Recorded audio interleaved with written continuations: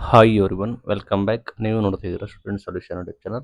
ಏನೀಗ ಅತಿಥಿ ಶಿಕ್ಷಕರ ನೇಮಕಾತಿ ನಡೀತಾ ಇದೆ. ಅದಕ್ಕೆ ಟಿ ಇ ಟಿ ಕಡ್ಡಾಯ ಮಾಡಬೇಕು ಅಂತೇಳಿ ಈ ಹಿಂದೆ ಕೂಡ ಸುದ್ದಿ ಇತ್ತು. ಬಟ್ ಈಗ ಗ್ರೀನ್ ಸಿಗ್ನಲ್ ಸಿಕ್ಕಿದೆ ಅಂತ ಅಫಿಷಿಯಲ್ ಆಗಿ ಮಾಹಿತಿ ಕೂಡ ಬರ್ತಾ ಇದೆ. ಹೌದು, ಶಿಕ್ಷಣ ಇಲಾಖೆ ಆಯುಕ್ತರು ಒಪ್ಪಿದ್ದಾರೆ, ಕೊಟ್ಟಿದ್ದಾರಂತೆ. ಹೌದು, ಈ ರೀತಿ ಮಾಡಬೇಕು, ಇದಕ್ಕೆ ಕಾರಣಗಳು ಕೂಡ ಇದಾವೆ. ಹಾಗಾಗಿ ಕಡ್ಡಾಯವಾಗಿ ಆ, ಅತಿಥಿ ಶಿಕ್ಷಕರ ನೇಮಕಾತಿಗೆ ಟೆಟ್ನ ಕಡ್ಡಾಯ ಮಾಡಬೇಕು ಅಂತೇಳಿ ಮಾಡಿದ್ದಾರೆ, ಮನವಿ ಕೂಡ ಕೊಟ್ಟಿರೋದು, ಒಪ್ಪಿಗೆ ಕೊಟ್ಟಿದ್ದಾರೆ ಅಂತ ಕೂಡ ಮಾಹಿತಿ ಬರ್ತಾ ಇದೆ. ಬಟ್ ನಿಮಗೆ ಗೊತ್ತಿರೋ ಹಾಗೆ ಅತಿಥಿ ಶಿಕ್ಷಕರಿಗೆ ಭಾಳ ತುಂಬ ಕಡಿಮೆ ಸ್ಯಾಲ್ರಿ ಕೂಡ ಇರುತ್ತೆ. ನಿಮಗೆ ಗೊತ್ತಿರೋ ಹಾಗೆ ಬರೀ 12,500 ಅಷ್ಟು ನಿಮಗೆ ಗೌರವಧನ ಕೊಡ್ತೀವಿ ಅಂತ ಹೇಳಿದ್ರೆ, ಅದೊಂದು ಸ್ಯಾಲ್ರಿ ಅನ್ನೋದಿಲ್ಲ, ಗೌರವಧನ ಅನ್ಬೋದು. ಈಗ ಇದರ ಅನ್ವಯ ಏನಾಗುತ್ತೆ ಅಂದರೆ, ಟೆಟ್ನ ಕಡ್ಡಾಯ ಮಾಡೋದಕ್ಕೆ ಗ್ರೀನ್ ಸಿಗ್ನಲ್ ಸಿಕ್ಕಿದೆ ಅಂತ ಸರ್ಕಾರ ಅಫಿಷಿಯಲ್ ಆಗಿ ಅನೌನ್ಸ್ಮೆಂಟ್ ಕೂಡ ಮಾಡಿದ್ರೆ ಇದು ಅಪ್ಲಿಕೇಬಲ್ ಕೂಡ ಆಗುತ್ತೆ.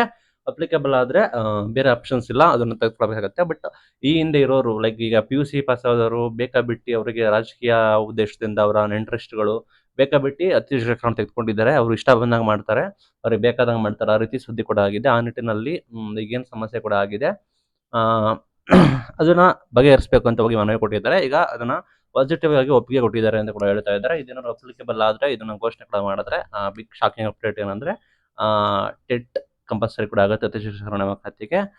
ಬಟ್ ಶಿಕ್ಷಕರ ನೇಮಕಾತಿ ಒರಿಜಿನಲ್ ಆಗಿ ಆಗಬೇಕು, ಅದಕ್ಕೂ ವೆಯ್ಟ್ ಮಾಡ್ತಾ ಇದ್ದಾರೆ. ಬಟ್ ಟಿ ಇ ಟಿಗೆ ಆಗಿರೋದು ನಿಮ್ಗೆ ಏನು ಅನಿಸುತ್ತೆ ಅಂತ ಕಮೆಂಟ್ ಮುಖ ತಿಳಿಸಿ. Thank you.